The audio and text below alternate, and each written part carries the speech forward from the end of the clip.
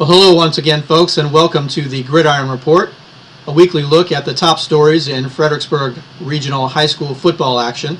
My name is Mark Coleman, proud to be joined this week by Fredericksburg's Freelance Star sports reporter, Taft Coghill Jr. Taft, thanks so much for joining us. Thank you for having me.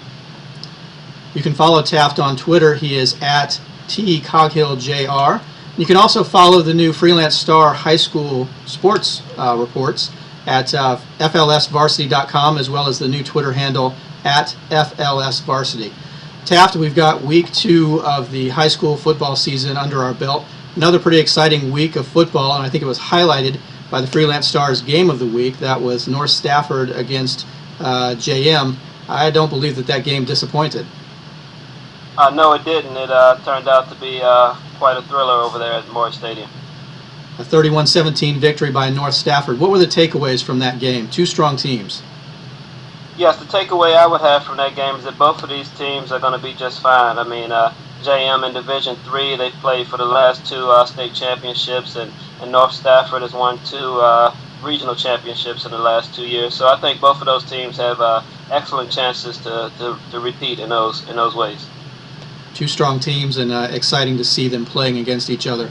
Maybe a bit of a surprise for folks that it was as close a game as it was, at least in the first half. Massaponax and Albemarle were tied at 14 before things straightened out in the world, and Massaponax was able to put them away in the second half, ultimately winning 35-14.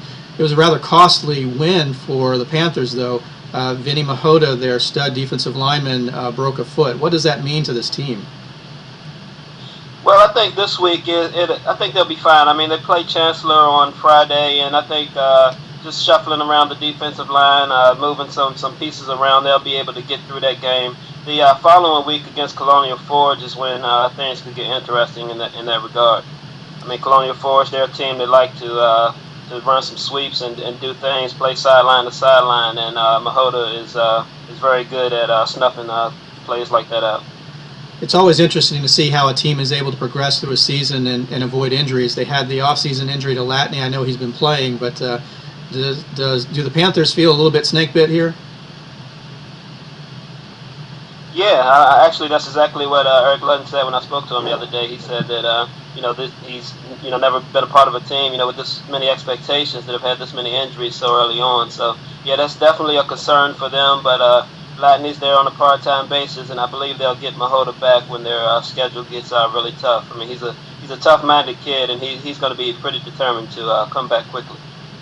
Certainly hate to see seniors that end up missing some playing time due to injury. So certainly hope that he's able to recover fully and quickly and get back on the field soon, because it is an exciting team to watch, and looking forward to seeing him in a few weeks myself.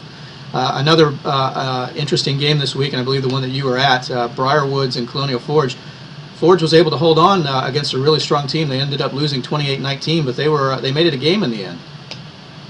Yeah, they fell behind 28-7 and also 21-0, but their defense held tough. I mean, even throughout the game, Briarwood's quarterback, Trace McSorley, who was committed to Vanderbilt, he only passed for 88 yards, and their defense was, Colonial Forge's defense, that is, was really aggressive, and they were on top of them for a while, if not for a big interception return for a touchdown, and also a kickoff return just before halftime. I think that game would have been even closer than it was. Excellent. Well, in terms of individual performances, another good week. The Freelance Star named their player of the week. That was from Eastern View junior running back Kendrick Cube. He had a big night, huh? Yeah, he had a really big night, 197 rushing yards on 22 carries, and he also had a 95-yard kickoff return for a touchdown. I think that put him over the top as far as getting that honor from us at the Freelance Star. I mean, that was a really big win for Eastern View. I mean, they battled Chancellor in all those years in the Battlefield District. They were there 5 years before switching to the Evergreen this year, and they were really pumped up and motivated to get that win over their former district rival.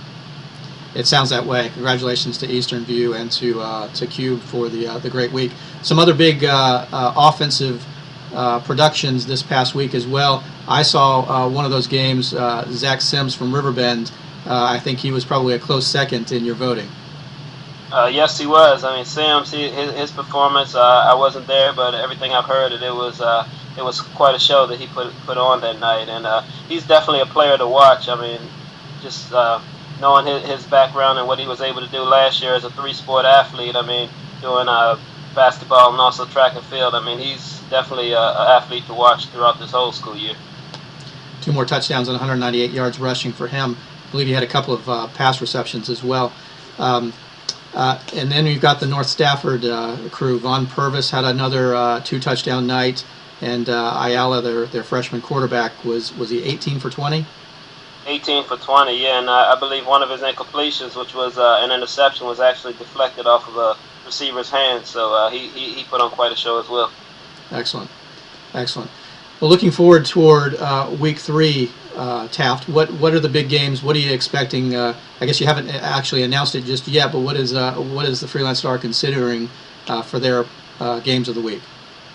Usually with Game of the Week, we like to feature 2 local teams battling each other. So looks like JM might get in that role again this week when they play Mountain View. But things could get juggled around. You never know. The King George Riverbend game is really, really interesting. And also Cortland and Louisa is another interesting game. I'm sure we'll have photographers at all 3 of those contests. And depending on which one turns out to be the most exciting game, we might just make a last-minute adjustment there. Okay. Very cool. So it's pretty impressive how quickly you guys are able to respond. And the new the Freelance Star, our FLSvarsity.com, I guess, you're covering all high school sports actually. Is that correct? Yes, sir. We cover the right now it's fall season, so we're covering not only football but volleyball, cross country, field hockey, and golf. Excellent, excellent. And anyone that might be interested can certainly follow them on Twitter at FLSvarsity.